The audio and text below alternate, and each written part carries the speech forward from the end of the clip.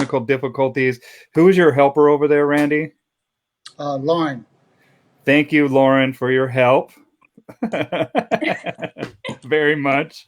We've been trying to work through stuff, but we, in the end, decided to go on the phone with Randy. And ladies and gentlemen, we have Randy Hare here. Thank you for your time, Randy. How you doing? Doing good, buddy. Thank you for having me. And I apologize that it, has taken so long to kind of strike a time chord here for us to get together. I am a little apprehensive about doing these type things, but I did my first one not long ago with Christopher Fraze, who was a gracious host, and enjoyed that interview very much, and look forward to this one. And thank you. My pleasure, man. And no worries. It's, we'll pick up right when we can. And I appreciate you and the work you do. Now you have a couple businesses. You're in Mississippi now. You want to tell everybody a little bio about what you do, what you're about, and where you're located? Well, I've been doing this for 40 years, which is one of the only benefits of being my age. It's and started off, back in the late '70s actually, and spent a little stint in law enforcement. And it was about 20 years ago we opened up Alpha Canine Training Center here in Jackson, and just the beginning of this year we opened, or we're attempting to open with all the stuff that's going on, a training center there in Nashville, Tennessee, and a place I've always wanted to be, my entire life, because I love it there. But we'll see what happens. See what happens. Well, I saw some pictures, and I'll find some pictures later on here that I can kind of show people. That facility that you just opened up there is world class, man. It looks very professional, very very clean. I was super impressed. Yeah, the people that own that building have been very, very good to us, and it had a long way to go because it was in pretty bad shape at first, but through 20, 30, $40,000, it's much better now, and they just need to get a break where we can get it open and do some business, and hopefully that'll come. Yeah, it's a crazy time right now with the pandemic, everybody being locked down, and just the uncertainty of life in general, and what a crazy time, huh? It is, but it's I guess it makes a lot of people stop and reflect when you have to stop the world and get off for a moment and look around, and you're sitting next to the window next to your dog, and then you all of a sudden understand why they get excited when somebody walks by. Because you haven't been out enough to see what's going on, and you kind of get excited yourself when somebody walks by. But it causes you to stop and reflect and take into account what's important to you in life and what isn't. And you know I'm definitely going to try to be better when I go back into life, which is what it feels like, and learn from this, if at all possible. Yeah, it was a, what do they say? Absence makes the heart grow fonder. When you're absent from life as we know it, you start to notice the things that might not make that much of a difference to you, but then you really notice the things that you miss, and what you want to get back to and appreciate that much more. Yep. Um, it is a time of reflection, absolutely. And so when you started, so you started in late '70s. I was born in 1976. So you've been training dogs so almost as long as I've been alive. Yes, I'm aware of that, buddy. Thank you very much for You reminding me. bet. And Christopher Fraze says, "Love you, boo." He also said you're old, which he wanted me to tell you. But Yeah, and tell Denise him is here. explain to him it's better than the alternative. There you go. So 40 years, and that's why I love speaking with people that have been working with dogs as long as I've been alive. It's remarkable that we have so many people that we can tap into as a industry, and I consider you to be one of them.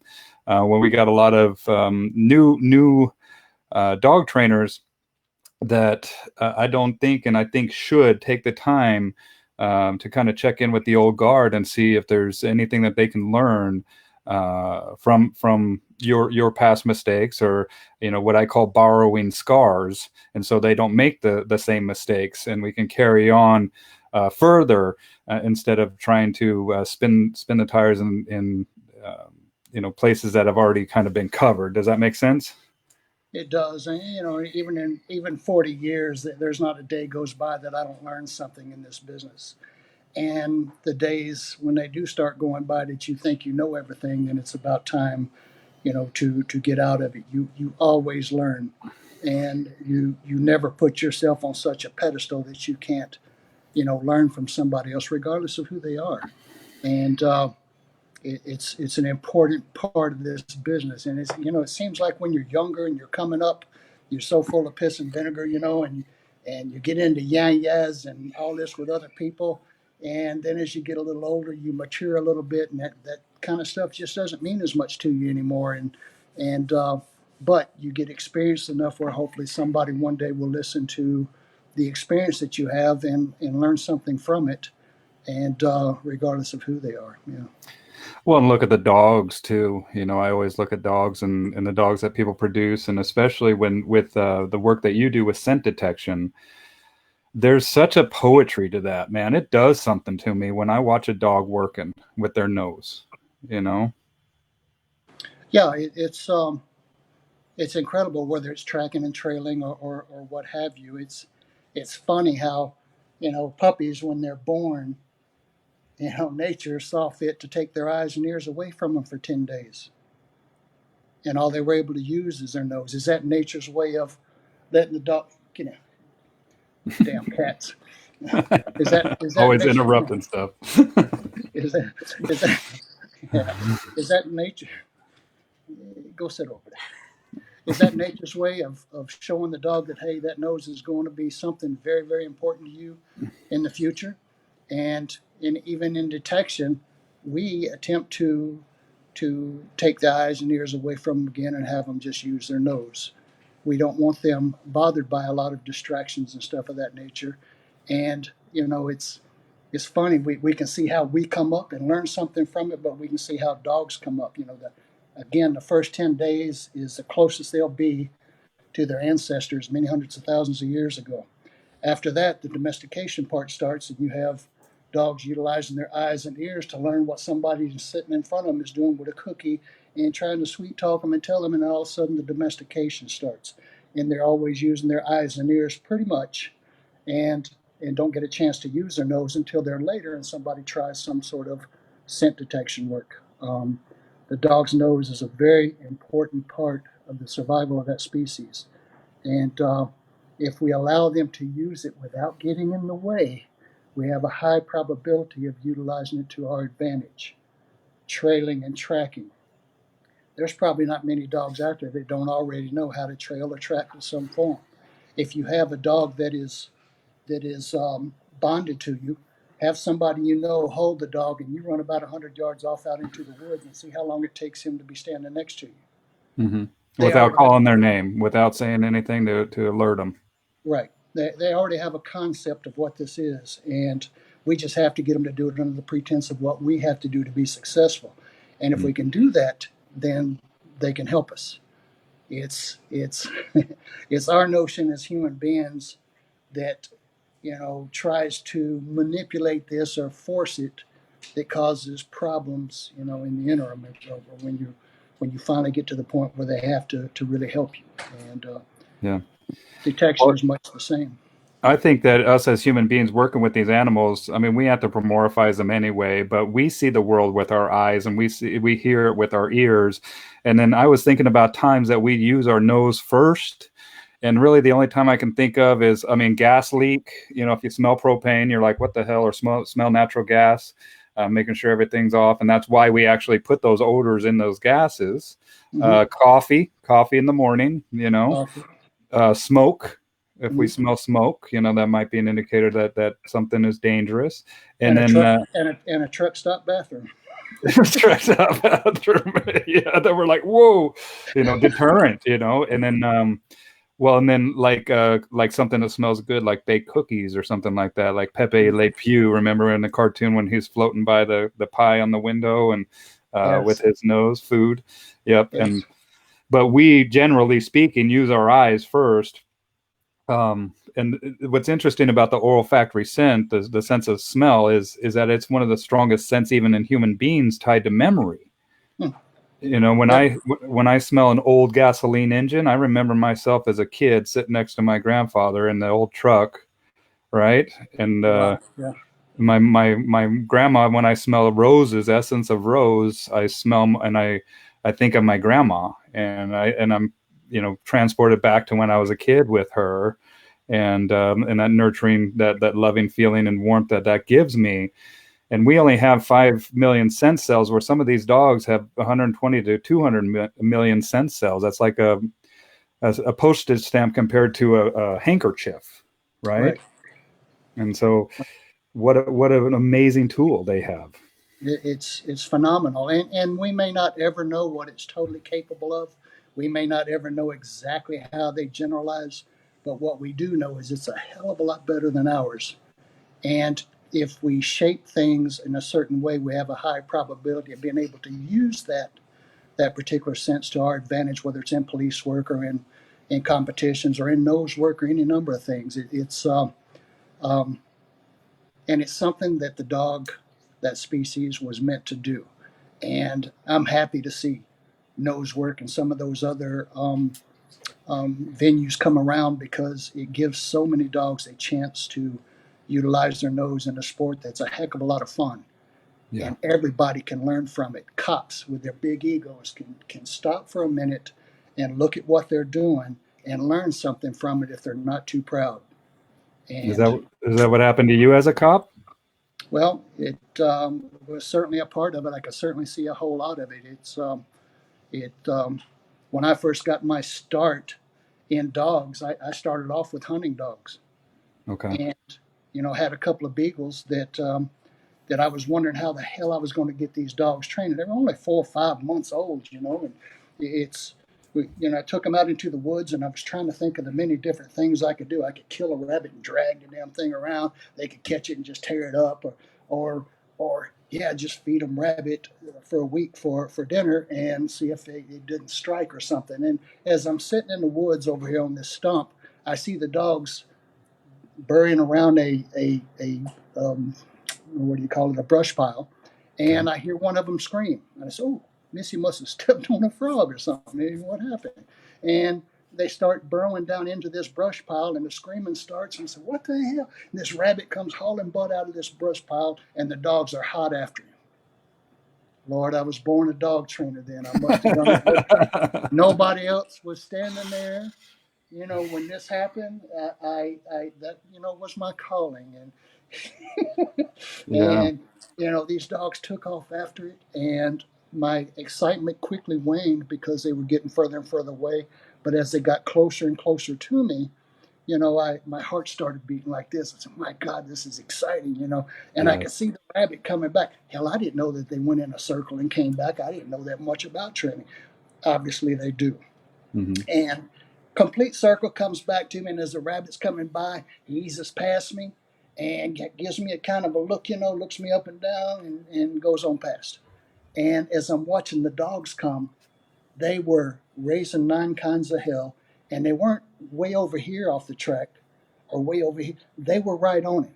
Hmm. And as they were right on him, they come right past me. They're not even looking at me. They were so focused on what they're doing. Steadily after that rabbit, they make another circle, come back, I shoot the rabbit. And I'm concerned for the rabbit's safety now, even though on this particular occasion, I hit what I was shooting at, which is uncommon. As I'm waiting for it, the dogs are getting closer and closer. They get to the rabbit, and I said, "Oh, they're going to tear the hell out of this rabbit. It's over with." And they left the rabbit. And it wasn't 15 minutes or so, they had another one jumped up, and they're running him. And it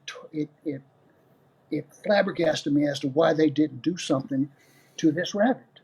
And it dawned on me at that point what was important to them was the game, not necessarily feeding the rabbit. Domestication took care of their feeding principles. We supplied all of that, but some of those drives that were left over, those innate abilities, either that dog will hunt or he won't, or that dog won't hunt. I've heard that a whole bunch of times. Yeah. If it happened when the sperm hit the egg, it's there. And if it didn't, there's almost nothing you can do to put it there. And that one lesson through hunting with these dogs all along, and people saying, "Oh, he's a hell of a dog trainer." I, at some point, you have to figure out maybe you need to learn what the hell you're doing if they're going to give you that title anyway, because sooner or later you may have to prove it. And Yeah. but uh, but I did that for a number of years with hunting dogs, and I went with people who had bird dogs. They would trade out hunts. They would come rabbit hunting with me, and I'd go bird dog hunting with them, or coon hunting, or boar hunting. You know how many dogs I saw false alert during all those years? How Not many? one. Not the first. So you got to wonder that we as humans get involved in trying to teach the dog how to hunt for something, and we make all those weird noises that everybody makes, and we try to show the dog what to do because we got to use his eyes and ears the way we did in obedience, and we wonder why we have the confusion that we have. Or that the indication has more meaning to that dog because that's what we get excited about instead of the actual game and the hunt, and finding the true target that they know is there, and Bingo.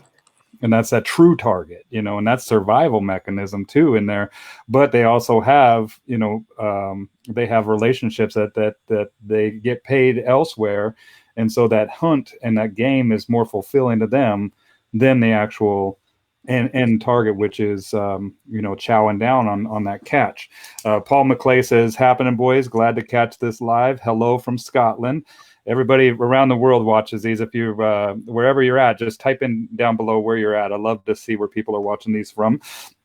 Lauren Graves says, "Hey, you guys, thanks for another live. I'm just a nobody, but I want to train dogs, and I watch all the time." Thank you, Lauren. I don't think you're a nobody. I think that everybody's somebody, and we all have something to learn from each other. We all have something to teach each other, and very, very happy to have you here, Lauren. And if you ever need any help, let me know. Let any of my people that I have here. Bob Campanelli says, "Hello, my friend Randy."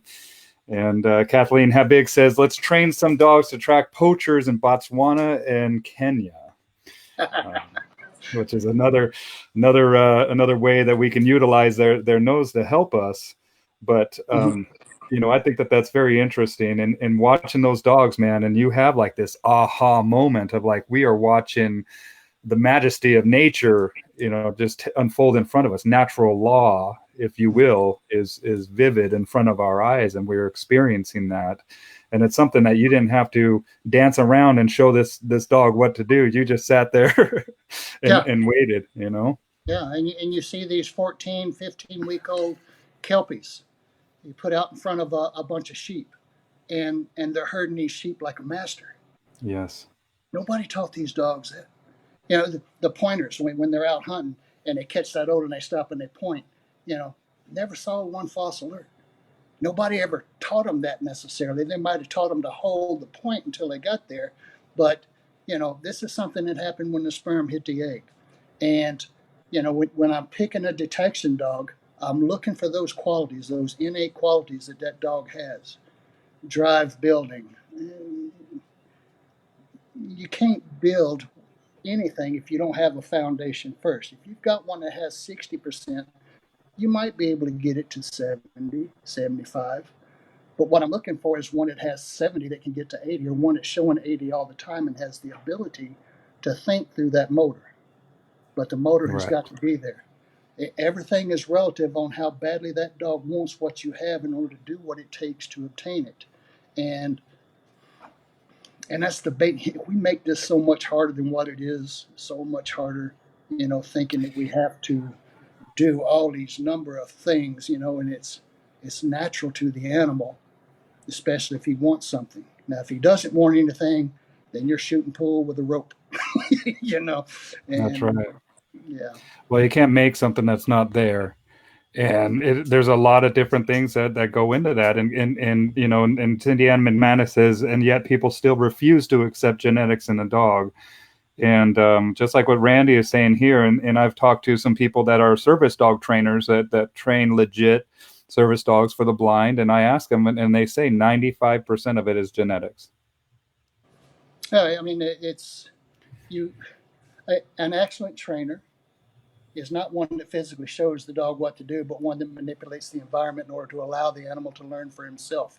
In that course, you have to determine what the nexus is between what's there naturally and what you can add to the equation while getting your ego out of the way and not getting pissed off and doing something out of frustration. Right. You're a coach, and through experience and listening to hundreds of different people that have something going on and being able to discern what they know and what they don't know, you learn all about finding that nexus in between the animal and what you're going to put there. The rest of it is results, and they don't lie. They don't lie. Well, it's truth, and it's based on that environmental influence, and that's what we call operant conditioning, where we're taking ourselves out of it and letting that dog kind of figure it out. Once they figure it out, man, we're kind of there, working on stability if you want them to point longer, or maybe point them in a different direction. But it's all up to that dog, and we're not dogs. We're different species. We have different wants and desires as that particular animal, but we are forming a symbiotic relationship where we are hoping to both get the benefit. But what I see as a human always getting the benefit, and mislabeling or anthropomorphizing, put human characteristics on this animal, where I have to remind them, hey, look, this dog is not a human being. It doesn't have a prefrontal cortex, and it's not sad. It's not it's not gay. I've had some clients tell me their dogs were gay and all this stuff, man. It's just silly to me. Instead of just sitting and watch what and letting the dog do, and staying out of it, and Yep. being patient, but also knowing what you're looking for, and how to get the dog, to show you that they know what they're talking, or they know what they're doing as well. Yeah, yeah, and it's withholding what they want, allowing them to figure it out. And like I say, manipulating the environment is so important, where you put them in a position where the probability of success is highly likely and the probability of failure is less likely. But to some extent, they have to fail a little bit in order to learn what is, That's but right. without dire consequences. And those consequences don't have to be dire, especially if the dog is working hard for something you have. The rest of it is just determining what they want, what it Well, some is. of those consequences can just be removing the dog from that environment, like a negative punishment Absolutely. or something, and that's it. Absolutely. That by itself will make that dog, dwell on it for next time. I'm going to do better, or Mhm. and maybe notice some different patterns or something that they didn't pick on before. And it's just so fascinating, because I really haven't. I think I've sold dogs short, and especially when it comes to nose work. I think that we, as collectively as trainers, sell a lot of these dogs short, and that's why I love talking to you, is because just to get more knowledge. So when you select a dog, what are some key things that you're looking for, and what are some key things that might disqualify a dog? I thought you'd never ask. First of all, I categorize drive in two different ways, and mainly I do that because it's a little bit easier for people to understand. When you start talking about drive and cap and drive and doing this with drive and different motors that the dog has, it the conversation and the terminology used usually depends on who you're talking to, and it's different. It seems like for everybody. So when I categorize long range drive, it's a dog who loves to retrieve. You throw it out there, he's going to get it. He's going to hunt it up. He's going to find it. He's going to bring it back.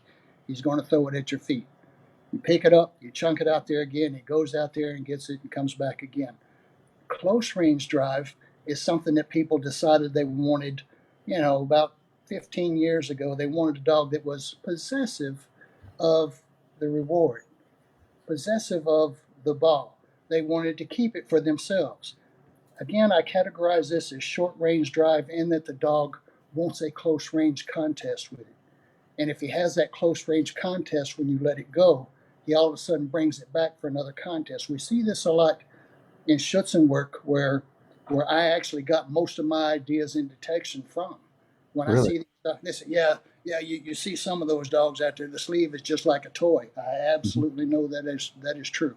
It's just like a toy, and a dog doesn't have ball drive any more than he had sleeve drive when he first started. He didn't give a damn about jute at first until somebody put it on the flirt pole and pulled it away from him, and he's able to chase it like those beagles were chasing the rabbit, get to it, and actually create a short game, short range drive with that, with that jute.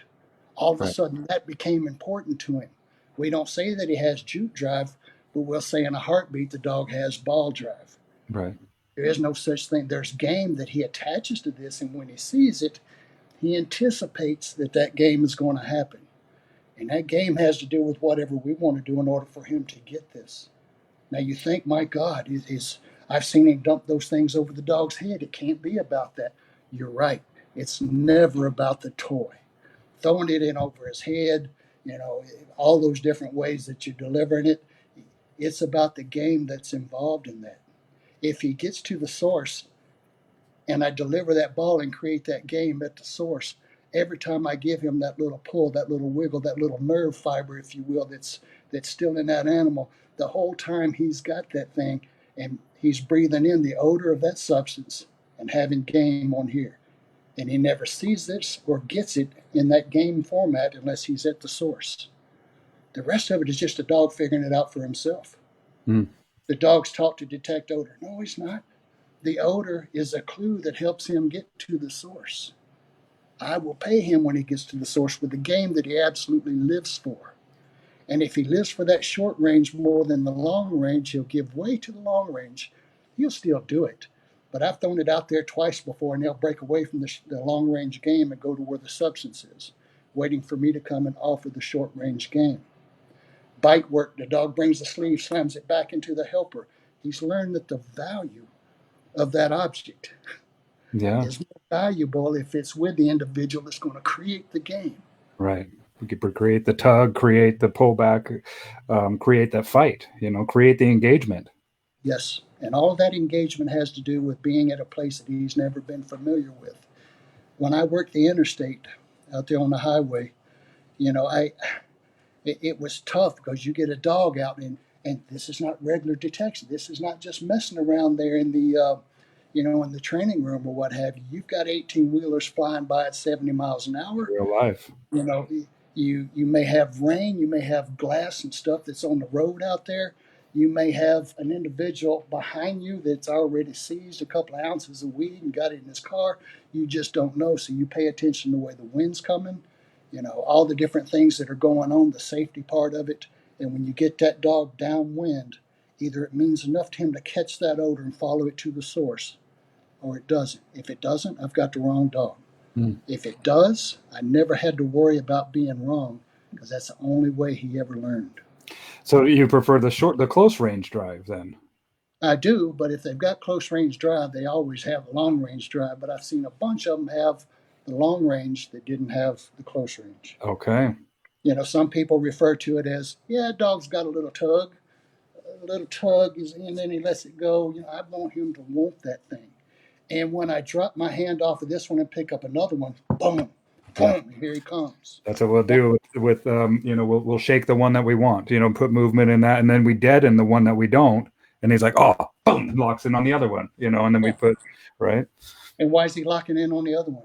because the movement and it's in play. It's like this is the one that you're going to be getting that engagement with. The other one you're not Absolutely. getting engaged at all. Absolutely. And I pick the dog that lives for that engagement. Okay. And most of the dogs that you see, whether it's working IPO or working Schutzen, that's the same thing they're looking for. They want something that's strong, fast, got a motor, can think through his drive. Try doing some of those things with a French poodle that, you know, They just yeah, get lost. They just yeah, explode in the middle of the field. They can't. yeah. You're talking Ivan, and some of these guys, they're not going to start with just any dog. That dog has to meet them at the table with 70% ability for him to coach the other 30% there. It's the same way with detection. Those dogs are out there. It's where you try to take something that's less and force it in there that you wind up having problems. In order Mm, to in order to make a diamond, you at least need a piece of coal. You can't do it with a turd. right. Well, I mean, unless that turd is sitting for thousands, never mind, thousands of years. But and I like that what you were saying about the detection and bringing that toy to that dog too, instead of throwing it over their head. Letting them Yeah, know that as soon as they hit that, boom, that yeah, toy drops down. And I was watching some videos of you, and I love that you also do the tug with the tennis balls, and then we also do some conflict management. I've seen tennis balls all over the place, with yeah. some of the training that you do. Mhm. And but none of those balls are going to have that engagement. And as soon as that dog hits on that scent that you want them to indicate on, boom, that toy comes from heaven right to them. Yeah, and actually, when it's delivered, I'll put it right there in front of them. Take my hand off. Some dogs you got to move kind of quick. Yeah, Take, mouths especially. take my hand off. They're on it, and bam! And the whole time they're staying right there. That's where this game's going to happen. Sometimes it's hard, and sometimes it's just bump bump. It Yeah. doesn't matter to them, and I don't know why it doesn't matter to them, and I don't care. I don't know why it means so much to them, but it does. Hmm. And that is you want to know my big secret about it? It's a lot of people say, "Oh, it's a marketing ploy." That's voodoo. That's he's trick photography. He probably had to shock the dog 15 times. No, man, it's not like that. It's what the dog really wants. And Yeah. if you think it's that ball, you're messing up. It's the game that's attached to it. Yeah. And it doesn't matter what it is. It could be one. I find these pretty cheap to buy. I can find them most anywhere. But hell, you could use a frozen turd. The problem is they thaw out, and sometimes Oh that my can. Here, let me see. We got a lot of comments here. My husky, let me see. He's an angel in the house. Otherwise, he's really anxious. His genes, he's got to cover ground. This guy's talking about, Cornelius talks about his husky requires 8 to 12 miles of walking, running per day. Drive is there. Ability to focus is key. That's what Betsy Bates says. Yeah, that's got to be there because I mean, just like what Randy was saying, if you're out in the real world with 18-wheelers zipping by you, you got a guy that's got the fear hormones or whatever that's coming off of him, that perpetrator that you've just arrested, and that might turn on a dog too, or influence that dog. I love watching Mr. Hare evaluate dogs. Best body language ever when he doesn't think they have it. What do you do? Let's talk about evaluating some of these dogs, because I respect Christopher's methodology of evaluating dogs, and I love that his videos of these fearful dogs that he deals with. And he had one of this German Shepherd that he would just go up and stand like this, and the dog would back off. And then as soon as Christopher started to retreat or yield that space, that dog took it immediately as his sign of, and then he would come back forward, and then the dog would hide under the owner. And then Christopher said something very telling, because the owner says that he's trying to protect me, and he's looking at the dog, and he was like, that doesn't look like protection to me, dude. Mhm. Yeah, I mean, it's like the dog that takes the sleeve and he's slinging it around. So, oh, he's trying to kill it. No, he's not. He's trying to create a game for as long as he possibly can, under the pretenses of what he's got to do to be successful, under the pretenses of what he wants. The husky. I guess we kind of have to kind of look back and see what this dog's bred for. Yeah, he'll go miles and miles, but he's used to maybe pulling a sled in the colder weather or something.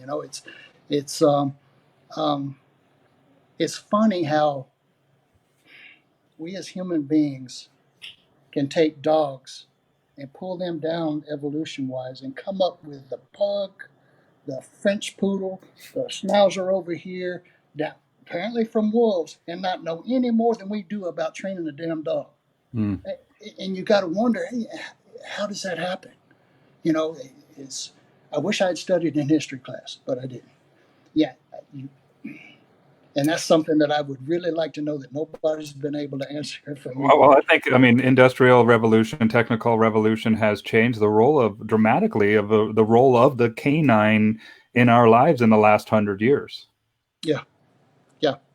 Yeah, it Absolutely. has, and and techniques, they evolve, and sometimes they come in. When I first started, in this, when I first saw detection dogs, I'm seeing these guys walk around and they're presenting everything with their fingers. And if the dog tried to go fast or kick in a drive, they would run the dog's head into the car, and Hmm. any number of things. And you know, during the initial training of this, they would take the dog around and try to point out where the stuff was. You got to show him where it's at first. You show him where it's at first, and then you pop him into where he's sitting, because you got to have that all important final response. It's so important. And then they would throw the ball in there when he did it. And then when the handlers came in, they had to teach the handlers to make up for their screw ups. They had to teach the handlers, listen to me here, to keep their feet moving so the dog wouldn't think that they stopped to indicate to them where the substance was. Is that the dumbest thing you've ever heard? Yes, it is. And It's not you know, trusting that animal either, and knowing, and not trusting that tool that that animal has, and not using that tool correctly. it's the human being getting in the way, thinking he has to show the dog something. Later on, the dog learns to count on. And then the handlers learn that they can count on it a little bit in order to get the indication they want when they want it. Hmm. Hello, McFly. That just came out. It just came out, Bill. Sorry. No, it's all good. It's all good. Lauren's asked Randy, I'm bringing home a Catahoula puppy next Saturday. I want to train him to blood trail deer, but also track other scents as well, such as people, for example, not blood from people, to be clear. So not an HRD dog, but a lot of people who would deal with Catahoulas say just train them on one scent, typically deer or hog. Do you have any tips to get them started, to get her I started would, with? I would kind of agree with that. I mean, it's what you want to do to be successful. And, if you're dragging that carcass around there and they actually find it, and, if that Catahoula gets, tied up with a hog and gets into an altercation with one and comes out on the positive end of it, then usually that's all it takes, because this is something those dogs a lot of the times live for. But all you can do is set up the scenario where the dog has a chance for success, and then take him out there and see if he's going to do it. If they're going to do it, they will. If not, it wasn't going to happen anyway.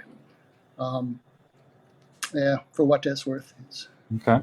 I always have to think twice not to mix up operant and classical conditioning. I mean, that operant is very important, especially what you're saying is like, look, just get out of the picture, let the dog do, and just set up the scenarios that we're setting the dog up for success and not failure most of the time. And when they go a little bit too long or whatever, then we use negative punishment by taking the dog out of the situation, letting them think, and then maybe bringing them back with a fresh mind. Paul Scott says Randy is so knowledgeable. The quote unquote three casinos. What's the three casinos, Randy? Who is that? Paul Scott. The three casinos, as it relates to individuals who train their dogs. You're at a police department and you have your, oh, what do they call it? You have your in-service training, and they go to the same place every week to do their in-service training. They go in there, they hide the dope. Sometimes it's in the same place all the time. You go in there and the dogs find it, and then you have a good session. You're able to reward them for it, and then you get back out of there. And that's the way people do a lot of things. And I came up with this scenario, or this thing about the three casinos. You have one casino that's really nice. You go in there and the air conditioner almost always works. People don't smoke, and whether that's a positive or negative to you, it'd be a positive to me. Positive But me. yeah, but you go in there and all of the machines seem to work, and you always win some money when you come out of there. It's a good place to be. And the second casino that you've gone into, or that somebody might take you to, it's nice, but the air conditioning is sometimes a little questionable. They still smoke cigarettes in there in a lot of places, so you can still smell it. And you win a little money, and then sometimes you don't win any at all. Then you have that third casino. Air conditioner's broke. You go in there, you never win any money. The waitresses come in and they got less teeth than an Iraqi woman. You, yeah, all the drinks are watered down to the extent. Did I say that? Oh yeah, I did. You did. Uh, It's okay. all, all, The all beer the is drink. flat, Yeah, warm. The beer is yeah, warm. You're like, what yeah, the hell's going on, yeah. man? What am I You wonder doing what's here? going on. Your buddy calls you. Your buddy calls you and says, "Hey, let's go to the casino." What's the first thing you're thinking? Which one? Okay. Which one? Yeah. So, so you have the main casino where the dog is goes into and he's able to win. You have the second casino, which he goes to a different place, but you still have all the units out there with the other dogs. So the dog pretty much knows what's going on. It's not home to him, but it's in a place where he knows he's going to get reinforced. And then the third casino, you take him out on the highway. The asphalt's hot. It's warm out there. You search one, two, five, seven cars before you know it, and the asphalt's hot, and the dog's drive is going down more and more. As the dog's drive goes down, you start hossing him and forcing him up into a car, forcing him to check, and he's just by God tired of doing this anymore. The Giving you first the bird. the first casino has to be closed down and added to the third casino. This dog has to expect when you're actually deploying him that he has a probability for success that causes him to be interested enough in doing the job that you have to have him do. Hmm. And so that's the theory of the three casinos that I use a lot. And sometimes law enforcement looks at it and says, oh, he's crazy. But it is what it is. You know, when I worked my dog, I worked my dog, and he was going to work out there on the road. And I found out little things, from that, from doing that, and from talking to my handlers. Later on when they took a dog home and started working it, I talked to this guy in Iowa, and he said, "Randy, I've been meaning to call you." Said, "Lila's doing pretty good.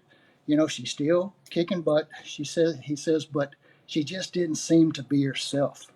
I don't know what she still did everything, but it wasn't the dog that I took away from there when I left." He said, "And I had an unfortunate incident. My unit went down. And when I changed everything over from that unit, because it was going to be down for 4 or 5 weeks, when I changed everything from that unit over to the new unit, the only thing that wouldn't fit was my training dope that I carried with me everywhere I went." He said, inside of 4 days of not having that training dope in there, her drive was back to the level of where it was before. Wild. So I'm left to deduce that if the dog is in there and it holds less value because she's smelling it all the time, she still does it for this, but it's with a different level of excitement, Yeah. different level of drive. So when you're Well, it's talking these, intermittent too. It's not there. It's not present all the time. It's intermittent.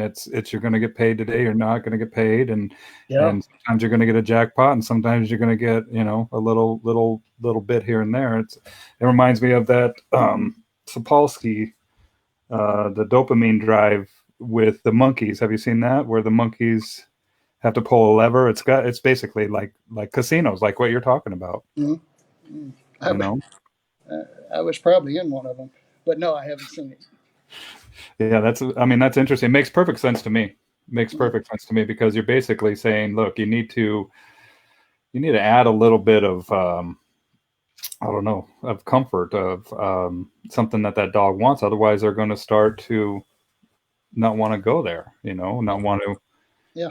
It And has some it has to it has to be managed. It's it's like taking a trophy shot. it's reinvigorating reminders to that dog. Yeah. Is what And it's like a trophy shot. You set your dog on top of all this dope, and he's supposed to be able to show a difference in behavior when he smells it. You make him sit. What's important, guys? I mean, what's important? It's I started from that point on not taking my substances around with me. I'd have somebody else take it. When I wanted them to hide it, I made sure that they were able to put it where I wanted to, and certainly with somebody that I could trust. And when I pulled up on it, it was as close to the real thing as I could get. Training for the streets, and you know, That's and a it was. whole other conversation with the pseudo sense and versus real sense. And I know that you have a definitely firm opinion on that, right? I do.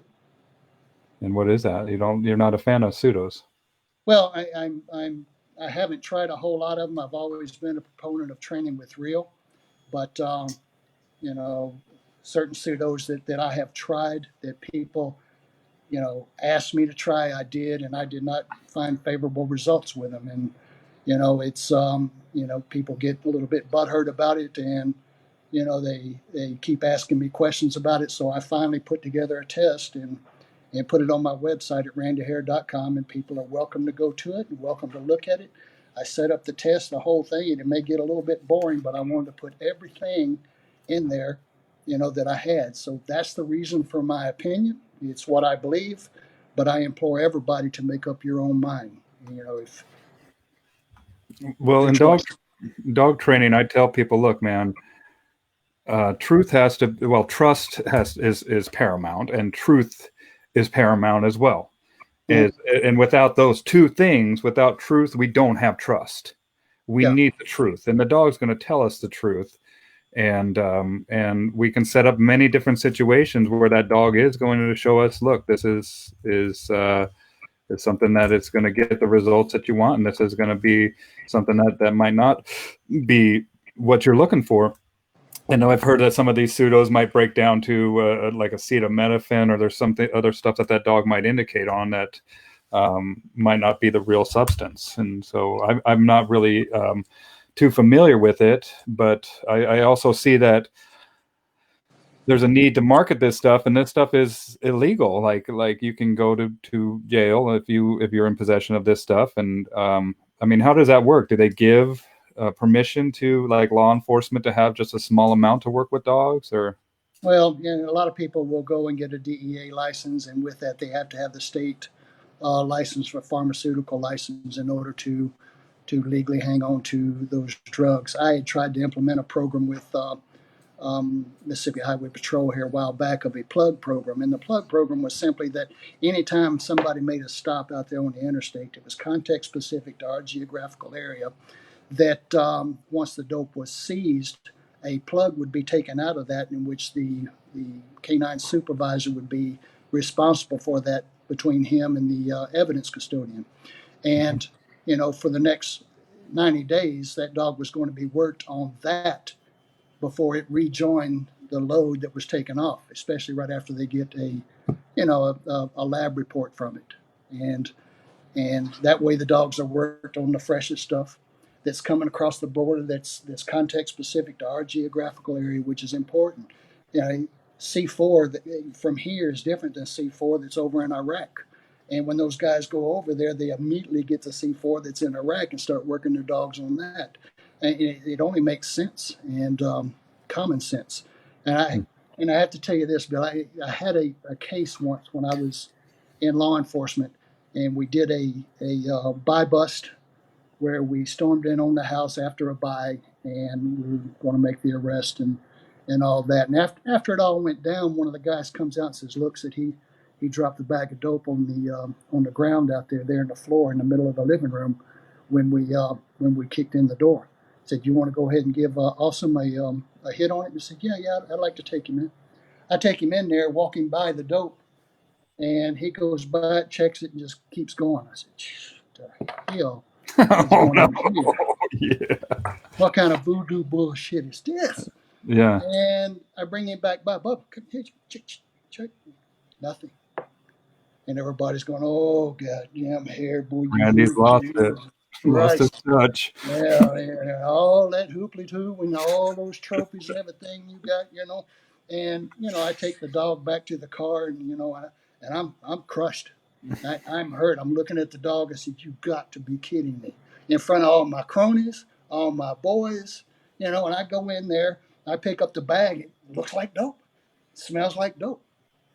Comes back a week later that it was mint, and this guy was selling fake dope in order to get the money Hmm. and then haul him butt out of there. You think one of those guys apologized? Not the first one. So it goes back to what you're saying. A accurately trained dog that is accurate, I will listen to that before I ever will anybody else that's profit motivated. Mm-hmm. I'm a pretty good trainer, but not even I can train a dog to pass by real marijuana, 4 different dogs, 26 times, and never pay one bit of attention to the pseudo product. I'm not that good. I don't know anybody that is. If it smells like it, there ought to be some interest. Nothing. But It's a dog teaching you when the uh, teacher becomes, or when the student becomes the master, I guess. I mean, they're always the master. Joel Anderson, it says Randy Hare, hands down best detection trainer I've ever met in 20 years of canine law enforcement, as well as most excuse me, best, most ethical business men in business. So he says see that. that boy's got to be back at the hospital by 8:30. So if we hurry this along. No, that's a good dude, and I appreciate that. He's been a friend for a while, and appreciate the compliments, and plus they don't come any better as far as being a cop, and being ethical. I certainly appreciate that. It is very important. It is revolutionary. Mr. Hare made a connection that everyone missed. Original. I think that was, he's talking about the engagement, and that's what I believe that that was when that comment had happened. Let me see. I have some ideas bouncing around of different training scents. My mind is, I see no reason why I can't train for multiple scents with proper training and time. I was curious of when and how to name a scent. No, she absolutely can. It just it depends on how accurate you want to be with one of those disciplines. If you're looking for a person out in the woods and you come across a hog scent, something to think about. Something to think about. Right, and Because then they're all, also, they're always going to want to hunt natural than they would, another human being. Just yeah. Well, and especially that fear, that, I mean, if you have a guy with Alzheimer's out there that mm-hmm. you're looking for compared to somebody that's running from the cops. I mean, Yeah, that's going to be a completely different scent that's coming off of that older gentleman that's just kind of relaxed out there, lost, and not know, he might not even know he's lost if his faculties aren't with him, versus somebody that is actively running and fighting if they do get confronted by a canine. And that's a totally different trail that they're chasing. Plus, private sector versus the law society, and being in the legal world, the cases, I believe, can be thrown out if that dog is indicate or has too many scents. How does that work? well, a lot of people don't. It's unheard of in the industry pretty much, unless you're in some sort of private security type thing. You're not going to train the dog on explosives and on narcotics. Narcotics is all about probable cause when the dog smells it, in case you get a refusal about going in, and explosives is about being Life, serious. yeah, life and death, man. You don't want a dog indicating on a bomb, thinking that there's a joint there, Right. right? Or a bag of methamphetamines or something. When Exactly. I so. don't want to clear a whole building for a joint. I don't want to get probable cause on somebody's gunpowder they have that they're legitimately, training Yeah. or doing reloading with. So that's the reason that you kind of streamline that. You just, pick out what you want to do, figure out how successful you want to be at it, and what the pros and cons are as far as positives and negatives, and go for it. If you're wrong, your next dog will be better. Um, And you learn from that. You learn you from your learn from that. mistakes, and you That's the learn biggest thing. from mentors like Randy, and I've had, ever since I announced that I'm going to be speaking with you. I've had so many messages of people just praising you, giving you accolades of being a wonderful teacher, and just knowing what you're doing, man. So.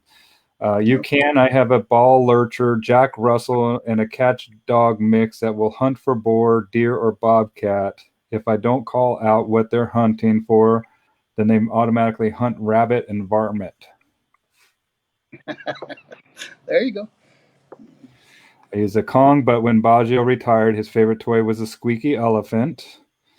Betsy says, boys, does that make sense? Explain why I'm having such a hard time with drop with one of mine. Explains why I have such a hard time with drop with one of mine, because he's so into the engagement. I'm assuming that he is just like, no, we're not stopping, lady. Some dogs. I mean, because when we're taking that away, that is a form of negative punishment. And that dog sometimes will fight to keep that game going, keep that engagement going. Christopher says, "Can you speak about the ability to read the dog? Can everyone read dogs?"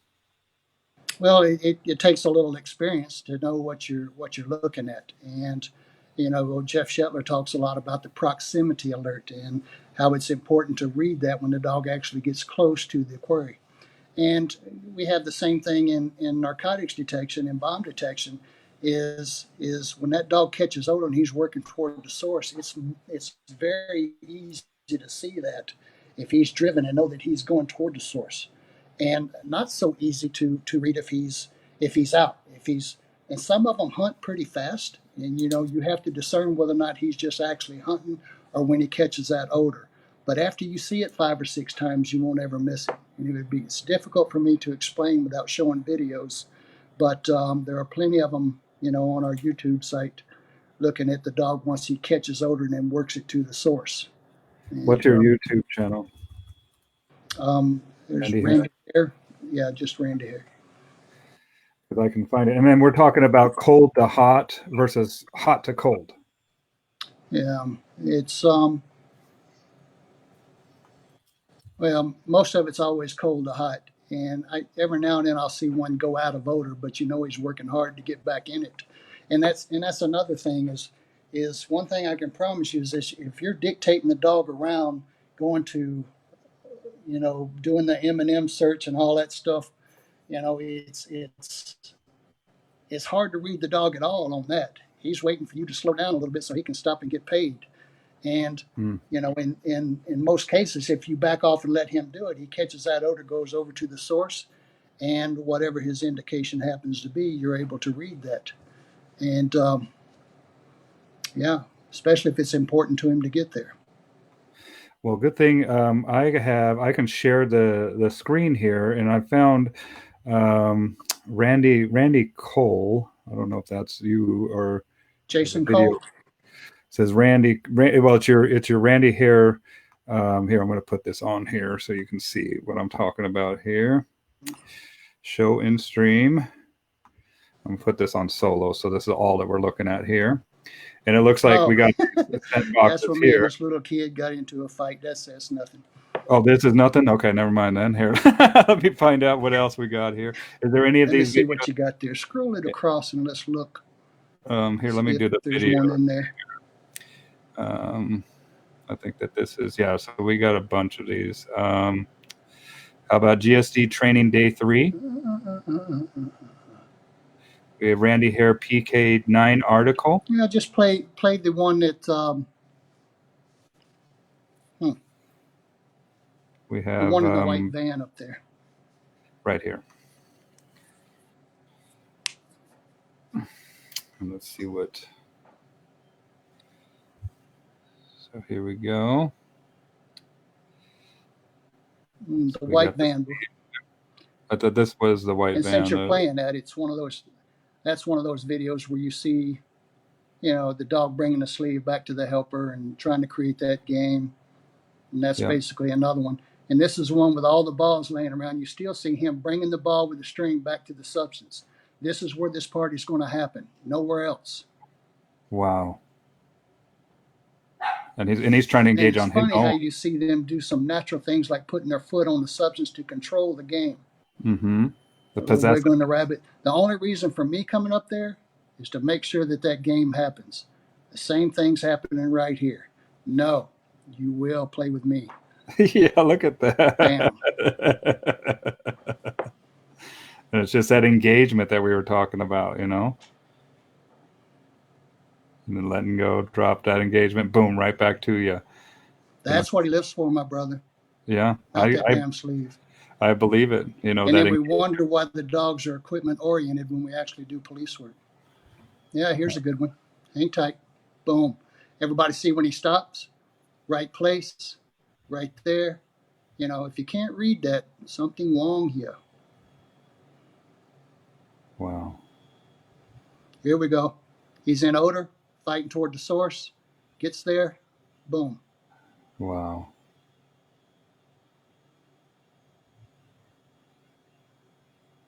Boom. Wow. It doesn't take long, buddy. You just have to put yourself in the position that you're watching the dog. Let the dog do it. If you leave them alone to do their job, they'll make you famous. If you get in their way and try to direct them, then they start looking at you for the answers instead of the odor. So you got some balls in that one, and you got plexiglass. Looks like. Do you have? And these look like boxes. So did you make these boxes yourself? And these are something that I see that's all the distractions. What's yeah. got to mean something is being at that source. And notice that you have that ball distracting him, but as soon as that ball drops You down see, we through that took and changed source, those boxes, moved them there's the higher white because van we right figured, here. fat boys don't like bending over. So we moved them to a higher place and changed the dynamics of them a little bit. And, things went a lot easier. It's a lot easier to work. Here we go. A puzzle. He's got to work the puzzle, no handler influence. He better move. And once the dog figures out where it's at, Wow. Good looking German we're going Shepherd. to allow him to work to get to the source. And when he does, boom, he gets reinforced with a game at source. Beautiful. Yeah.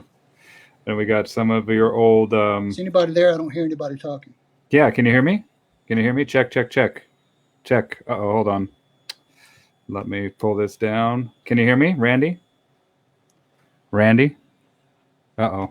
Yeah, we're still live, but I Hold don't on. hear Yeah, anybody. we're live. Can you hear me now? Randy? Shoot. Can you hear me now? Oh, no. I can hear you. Can you guys all hear me? Huh? Whoops. Can you hear me? Check. Oh, crap. And then unmute it. I guess he'll come back in a minute. I should. Could you hear me when I was talking? I can hear you. I can hear you now. Can you hear me? Check, check. I can hear you. Let me see if I can get you back to maybe log back on. Well, here. Sorry, folks. We're dealing with some technical issues right now.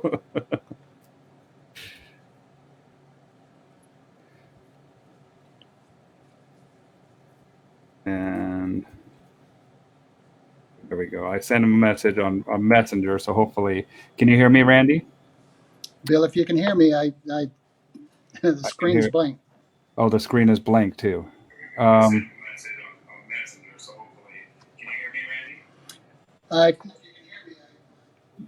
you log back on or log off for a second and then log back on? And then we'll get started again. I don't know if there's. If you guys can let me know in the comments of that if you can hear me. So he's going to log off and log back on. So okay, you can hear us both. Okay, so hopefully that will happen. Let him come back on, and in the meantime, let's make sure. Can you hear me now, Randy? Okay, good, fantastic. You're sideways now, so we need to. There we go. Lauren, thank you for your help very much. So yeah, sometimes this thing just has some weird crap that happens. Lauren, oh, of course, there we go. Lauren Graves, my dog is not here to fulfill me. My dog is here to serve me. They have a purpose.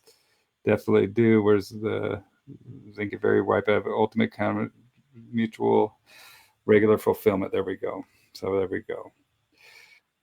All right, Randy, can you hear me? I can. Okay, great. We'll figure it out. We'll just go as we'll roll with the punches, just like we were talking about in the real world. And Chris said Rackley says the hair, clap, clap, clap. And Lauren Rose, remember training at Meyer? We had the real stuff. So I guess I have no response to that. I've helped law enforcement. I put up your Randy Hare is the best. Isn't that the truth? Randy Hare is the best. Randy 100% changed the game for me in the world of detection, Chris says. So much of my success for him. He's an amazing mentor and teacher. Highly recommend anyone to attend his seminars. It's money well spent and will be a game changer. From dog selection, imprinting, teaching the game to the field, Randy is amazing. Love me some Randy Hare. I hope people appreciate what they are seeing. This is NFL level stuff. I mean, it really is, because this is natural. I mean, this is life and death stuff too, man. Now, what about getting dogs not to touch the stuff. That's the other thing too, because we have some very, very dangerous fentanyl comes to mind. That's 100 times more powerful than morphine. That's an opiate. That people touch the stuff and handle it, then they're dead. And I assume the same for dogs. Yeah, it it's a couple of years ago. Well, it's been a few more than that. Get out of here, cat. You got it. Cat. What are you doing? What are you doing? It's basically, to make a long story short, what I do anymore. You'll notice that we actually took the plexiglass off the boxes, and just happen to have one. So was the plexiglass meant to put some separation in there? And I'm going to put you on solo right now. People can still hear me, but I want them to see you because you have the box here. Can you hear me now? Oh, crap. All right. So I don't know what happened, but so let's Chris, I'm going to put up your comment here too. And we'll see if there we go. Yeah. All right. Can you hear me, Chris? Or can you hear me, Randy? I can, yeah. So what do we have here? Everybody's got different types of. You can hear me? Can you hear I me? can. Yes. You can? Can you hear me? That's obviously. Yep. Yes, I can. I can. There's a lag. Everybody's got different boxes. You see the boxes, that are totally square and they have the holes coming in both ends, and then you see some that are different shapes and all. And at the end of the day, what people are trying to do with their boxes are manipulate the environment to allow the animal to learn so that they can add something to it that assists in the learning process. And, we're no different, with these boxes. Again, we took the plexiglass off because we're not interested in the dog scratching through them anymore. And we actually changed the substance box, which was down here where all the substance was. And usually this got an awful lot of dog odor on it. It was really hard to keep clean, and we had to isolate that box for that substance all the time. Now, with these pods, we have something that's similar to what you sent me the other day, that you can take and put the substance in this last half. And in the top half, you have a guide where the dog's nose goes in there, and that's as close as they can get to the substance, without interacting with it. And I can close that off, or I can open it back up where they can see it. And it ensures that game is going to happen at that source. This is coming up. It's okay.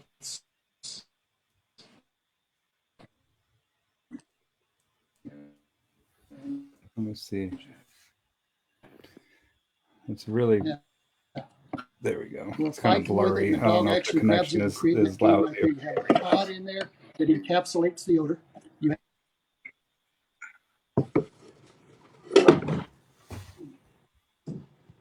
hear me okay now? I can. Hold on. Let me see what Chris says. Use a small window for you, he says. Here, I'll try this. This is what. Oh, whoops. Here, let me do it like this. There. Can you hear me? 1, 2. Can you hear me? You good? Check. Can you hear me? Good?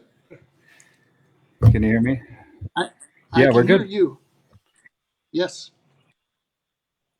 Okay, great. Oh, okay. Yeah, I can hear you too. What happened? I don't know. I switched the view so people can see you big, and now I'm a little screen on there, and so it's not side to side, but they see you. Yeah, they see and everything that's going on, and then the box that you were holding up there, and then saw that the ball drops through the top, and then once they hit that scent, then the ball appears for them. Yeah, it's deliberately manipulated where the dog can't get to the source. He can get close to it, but he can't get to the source. And I want all of this to happen, all this reinforcement, all this game, all this fight to happen in close proximity to this for a period of about 15 to 20 seconds. Every breath he Okay. takes, that odor's going back and forth across his olfactories, and this game is happening right there. I'm not going to throw away the heck over here. I'm not going to throw it off out in front of him where he gets it. I'm not going to have him sit back away from the source and then throw it in, because then the value, instead of being at the source, starts going toward the behavior. Mm. And And the so the dog behavior is has not to where kind you of want reflect. the source. Yeah, the dog has to reflect on how they're acting instead of Realizes indicating on the that environment, right?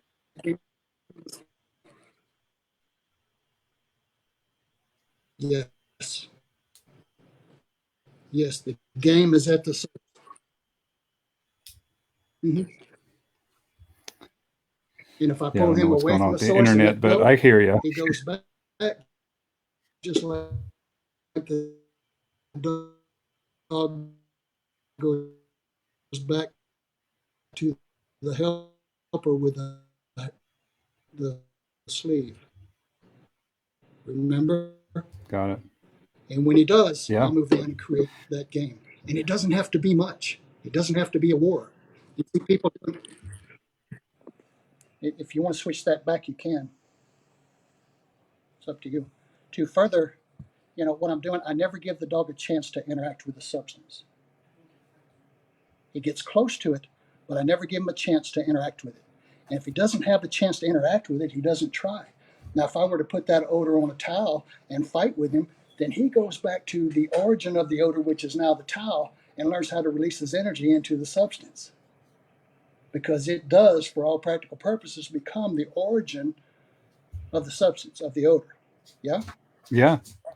Well, and it's And also it makes the dog insistent. Like, no, this is where, like you were saying, in a possessiveness of it, like with that paw over that little satchel, and being like, no, this is what I want. This is it, and it becomes very, very, um, very obvious that there's something here. it's clear to the animal. We're adding in their Pavlovian association too, where the dog is actually getting a game at that source. It's and you see these dogs all the time. There's a pile of turds over there in the yard. I think that the dog could smell it from 3, 4, 5 feet away. I mean, he's got one of the most sophisticated olfactory systems on the face of the earth. I feel like he could smell it from over there. Why he's got to go over there and put his damn nose right on the turd blows me away. Yeah, but he does. Why? It's close enough to where he can extract the maximum amount of information that he has to about the dog that left that there. Yeah, I call it It, checking the P mail. They're going over there and looking like at how old that dog is, if what the dog ate, if the dog's healthy, if he knows the dog, if he's met this dog before, yeah, and it's like just how they communicate. And speaking of dogs, I have this one that was right down on the ground here, my new little skipper key scratching at the yeah. crate. I had to, I saw you doing a little fetch work with him last night. Looks good. yeah, still working at it, and she loves the scent work too, and that's what I love is to, start to get her to putting her nose in places and really use that sense that they have. And the other thing too, with the man trailing, what we were talking about earlier, is watching them use their eyes. So when I run off from my dog and go hide, or you can do it in your house as well. I mean, you watch them run by and they're using those eyes, and then they'll run by again and they're using their eyes, and then they walk by slowly, and then that's when they find me every single time, There you and go. then that's where I love them up, because they're using their nose, they're using that tool, that is on the molecular level, Mm-hmm. uh, like leading them to me, and I'm glad that we're back on a good connection here. I don't know what the internet was doing, but Chris also says you shouldn't lead a dog in detection. Let the dog work and find the odor. That's true detection dog. and keep the handler out there out until it's payday. Bitch better have my money. That's funny. Paul says, pretty sure it was Richard Feynman that said, if you can't explain it to an 8-year-old, you don't understand it yourself. You both have a wealth of knowledge on me, and I understand all you're saying. Communication is a skill and a talent in itself. As for me, putting any of what you say into practice, going to have to find some good teachers. Give me 10, 15 years, maybe more, before I'm able to implement effectively. Thanks, you guys. Absolutely. You're always learning, man. Just like Randy's been working 40 years, and he says that he's still learning out. And that when you are up on a pedestal thinking that you know it all, you're dead in the water, in my opinion, just waiting for a dog to poke all the holes in your program. Just be like, what Totally, about this? What totally about agree, that? brother. And as long as you keep in mind that there's a wealth of knowledge out there. Nobody's totally wrong. Nobody's totally right. If you accept or go with the mindset that whoever you're learning from, and I would go to a bunch of different ones. Don't just listen to one person and buy in totally to what they say just because they said it. Go to a bunch of different people, realize and have the mindset that you're going. They got 70% of what you can use, and 30% of it may be BS. And when you Right. get to the point where you can discern the 70% from the 30%, then one day you're standing in front of people trying to keep them from making the same mistakes you made. Yeah. And that's where this is all about. Take that ego, put it on the shelf. Worry about that shit. It's about knowledge. And um, if somebody's rude to you, at least you left with the information and the knowledge that you wanted. And let's face it, this business has got some real winners in it. And Some pieces of work, man. I've met a few of them myself, and especially, I mean, that's why I like the scent detection world, man, because it's a little bit more nerdy. I think it's more of don't mean to call you a nerd or anything, but I mean, it's not as machismo as the bite work as the IPO, the BD, and the Schützen, the ring sports, all that stuff. I mean, and they all have their own rules too, where the scent work is a lot of the let the dog do. I mean, some of the tracking and stuff has its own rules as well, with the articles and the dog picking up and grabbing the wrong thing. But there's also a lot of like I don't know, where the dog has to think for themselves. A lot of situations that we set up um, that we put in some distractions, and we put in some things that are meant. Once we set up the dog for success, then we start setting them up for a little bit more and more challenging uh, obstacles. Just like whenever when those things that the dog sniffs with the holes in it, as soon as you twist it, it starts taking those holes away, making it more difficult. So we're always upping the ante, the difficulty degree, to make that dog work harder, work better, be more clear on what they're doing, and how they communicate that. yeah, it's very true. And look for. I like to learn from people that. I mean, there's pearls of wisdom everywhere, man. There's There is. pearls of wisdom, even There from is. the positive only clickers. And do you use clickers? Do you do that at all? Oh, absolutely. Absolutely, Okay. man. I went to a seminar in 93 that Karen Pryor was doing, and I sat there bored to tears for a couple of days until finally she came up with this little scenario where I had to be the dog, and this girl with real thick glasses, thicker than mine, was my trainer. And I had to figure out what behavior she wanted me to do without us talking to each other, just from the conditioned reinforcer. And I was doing all these behavior, and she's steadily clicking the damn thing. You could, you could hear all that going off, and I said, boy, I'm hot on the trail now, boy. I'm gonna figure this out. I'm gonna look like a genius. And they said, well, Mr. Hare, we're gonna have to move this along. Apparently, you're not the smartest dog in the world. I said, what was the behavior? They said, well, you had to put your hands in your pockets. I said, I passed my pockets 3 damn times. Nobody said anything. I said, she damn sure didn't click. 3 times I did. And then it occurred to me, what dogs must go through when we get upset with them because they didn't figure out something. And I tell everybody, I went to the restroom and reflected there as I was washing my hands, and I looked up in the mirror, and I'm going to tell you, I came to tears over what I had put dogs through in the past to teach them. They had no idea what I was trying to get across to them, Bill. And it was I'm it right was there with you. it was an epiphany. Now, do I use it as much as everybody? No, I get rid of it as soon as I can. If I want to isolate a behavior, I'll use it. But as far as using it all the time for a release and stuff of that nature, and you'll see when I'm training the dogs, on the rack, I've got that going off. I don't want them paying attention to anything else except that odor that leads to that source. And my agreement, my contract with them, I'm going to be there with this. We're going to have a party, and it's going to be fun. Yeah. Nobody has anything for you. It's just, My dog, I think, can hear it through the headphones here. She keeps on jerking a little bit every time we click it, like, what's going on?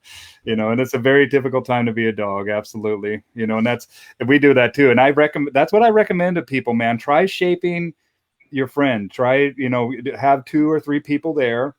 Two people decide, have the third person leave the room, and have them come back in, and through the use of a clicker only, you like have shape some behavior with them. And that does a lot of stuff, man. It shows you, one, puts you in the perspective of the dog, which I definitely recommend becoming the dog by proxy as much as you can, so we can understand and look through the experience through the dog's eyes, and realize that, man, we might have been going way too fast, or just not understanding how difficult this is until you experience that. And then start to reflect on that too. I like what Christopher says. Bite sports or figure skating, detection is service. Absolutely. Absolutely. Mhm. And I think some of those bite dogs, I mean, a lot of times it's the real world situations and the carjackings and stuff. They're going to pick up on that typically, if they're in danger. It Yeah, doesn't really need to be shown to them. it's ironic. The when I was in law enforcement, I knew what it was like to have the dog come out and save me from getting my ass kicked. In front of a unit, I knew what it was like to track somebody down and be able to see the change in the dog's behavior.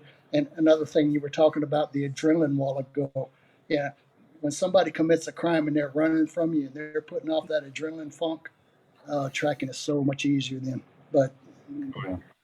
for whatever that's worth. But it's you know, and I forgot my train of thought. Sometimes that happens at my age. Well, I mean, we were talking about the clicker and just being the dog, and putting ourselves in that situation.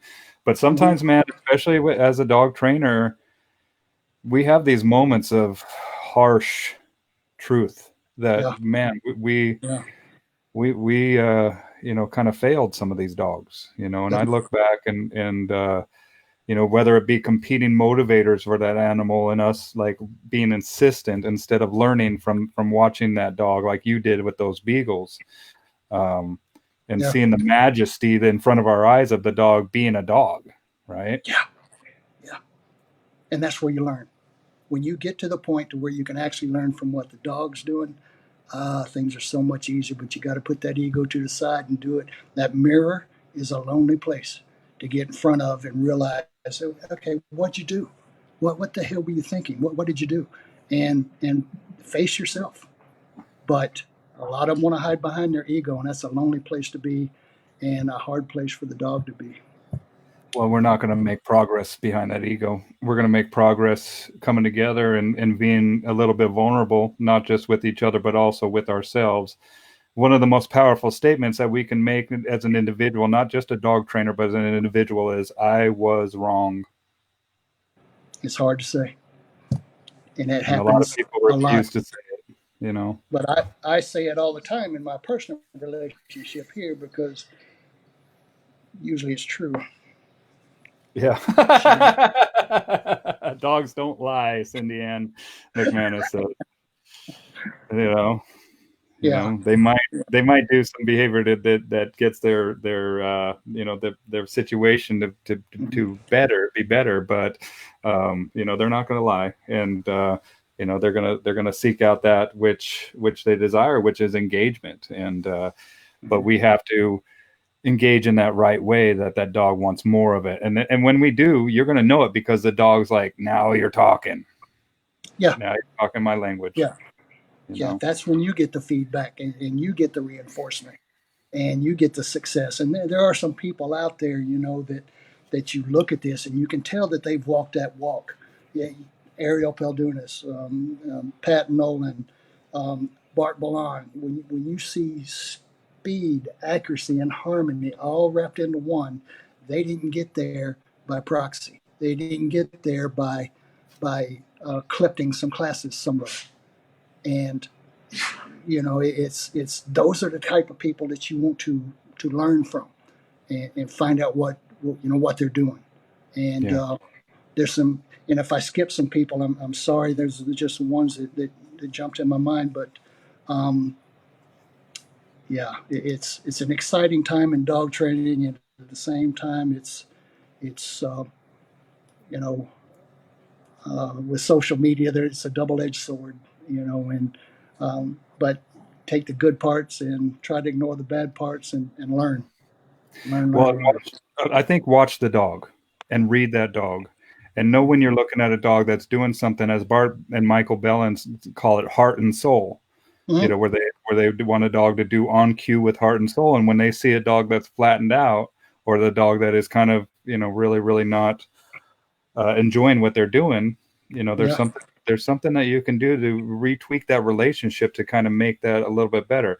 So I know, so we got a couple more here, and then we're probably signing off here pretty soon. I've already been chatting with you almost an hour and a half, and I appreciate you, Randy. And do you, now, I know this whole COVID thing is affected the way that you do business, but do you have any seminars on the books, on the calendar coming up here, that yeah. haven't been yet?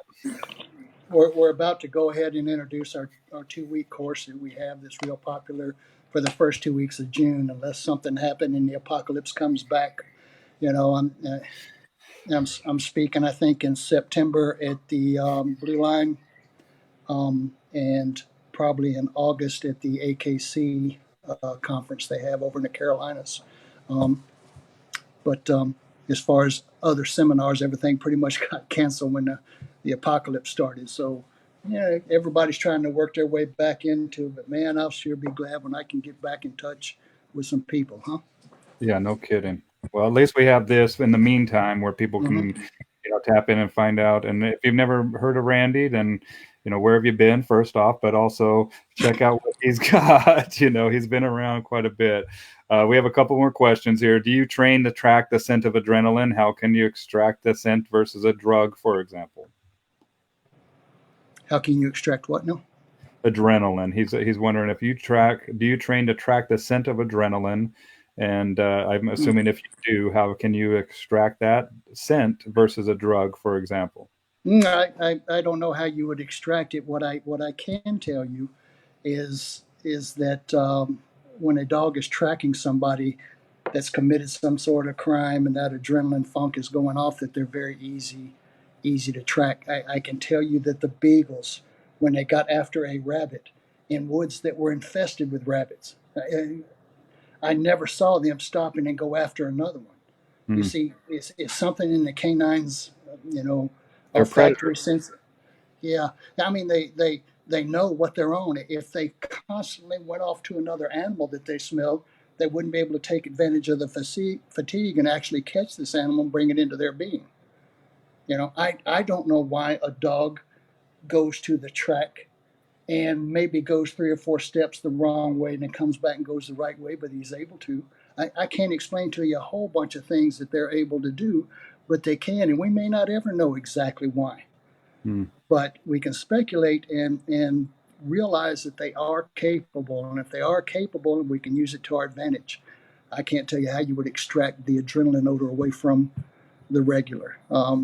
But I can tell you that it's a whole lot easier for them to track somebody that's scared to death than somebody that's just practicing with them. Yeah, I agree fully. I think it's a natural thing that they pick up on as a predator, and taking Mm-hmm. advantage of those scents that are kind of pre-wired in that dog of like, there's something here that is of interest to me because they are fleeing from me, and I need to check that out because it could mean either payday or like that a game that we were talking about where that reward is that engagement. Chris Sure. says people want dogs to be children. Yes, they do, my man. Fur babies, and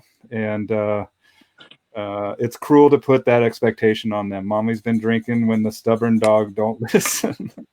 So, I agree fully, man. And that's it. Is the inability.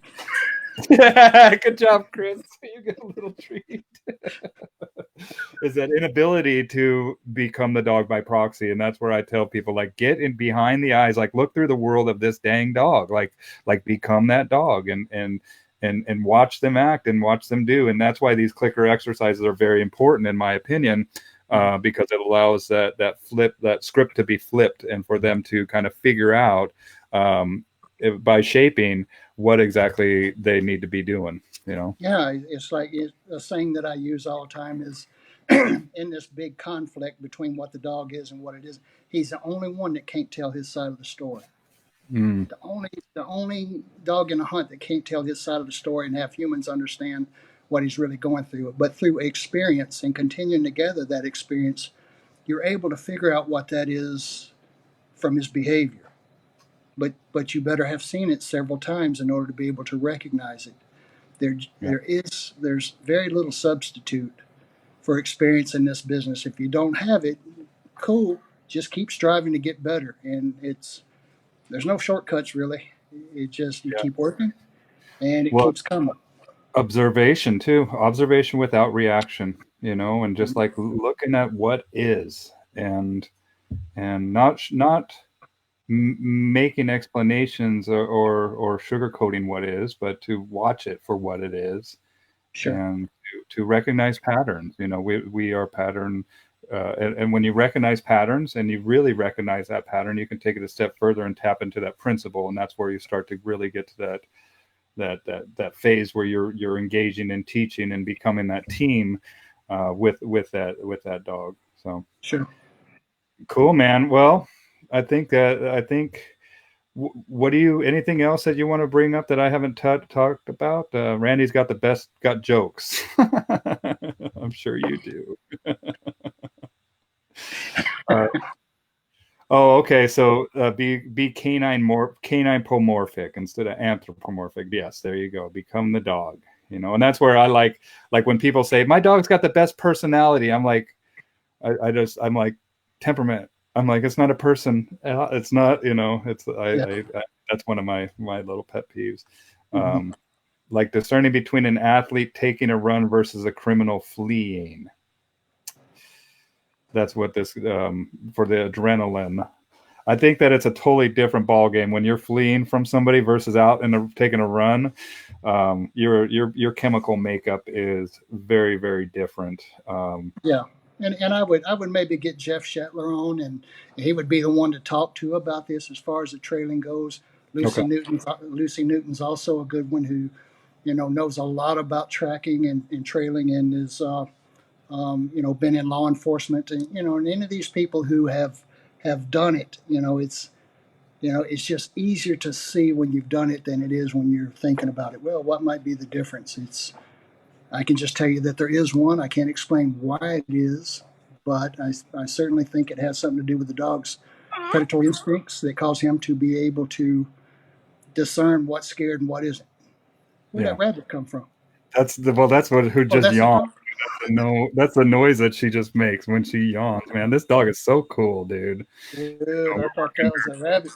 I'm working actually with her, with Bart and Michael Bell, and we're working on a bunch of stuff with just, with the hold and some bite work and I'm very, very grateful for my mentors, and I'm grateful for you, Randy, and what you do, and Larry Crone says thank you, fellas.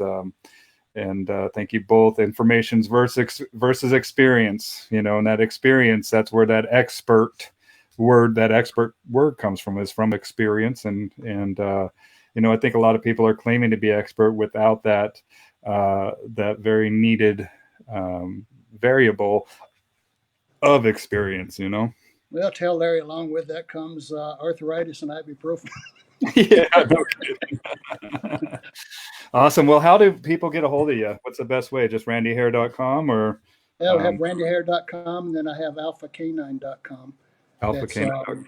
yeah, I'll goes to make both sure. facilities. And then is Nashville up and running? Well, it was, but right now it's not. Right now, I think they're supposed to open up everything Monday, and plan to be there for that and assess the situation and see what we can do. Well, stay safe, my man, and I appreciate your time today, and thank you everybody else for joining us. And if you wouldn't mind hitting that share button, let's share this out, get it shared out far and wide. I'm sorry about the internet issues that we were having earlier. I don't know what the heck was going on, but I'm glad that we stuck on and got to the end here. And I'll message you. I want to get the name of Jeff and then the other person that you were talking about for tracking and trailing. I definitely want to delve into this scent work as deep as I can. Good job, buddy. I can't wait to meet you in person someday. I definitely will. You'll be seeing me at one of your seminars one of these days. I look forward to shaking your hand and learning from you, dude. Sounds good, brother. I appreciate you and all you do and spreading knowledge. Good job. Good job. Thank you. Well, let's say goodbye to everybody. And hold on one second, Randy. Don't hang up, and I'll say goodbye to you in just a jiff. So thank you, everybody. Have a wonderful weekend. And hope everybody's back and living their normal lives here in short time, and everybody stay safe, and we'll see you all soon. Bye-bye.